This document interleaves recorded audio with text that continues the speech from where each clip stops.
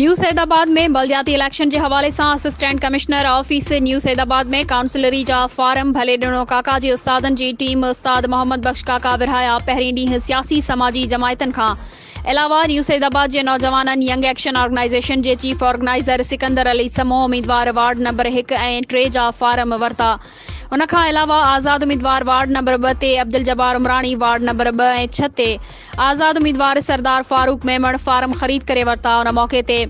उम्मीदवारन जो चवण हो त ज़ुल्म खिलाफ जंग लाए न्यू सैदाबाद जा नौजवान हाण बि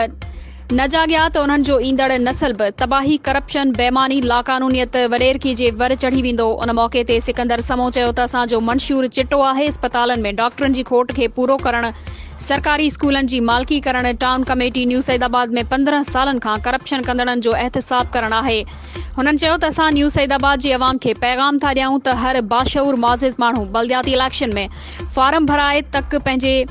मां वडेरकी भोतारकी जो ख़ात्मो कनि त जीअं ईंदड़ नस्ल लाइ असां बहितर शहर जोड़े सघूं।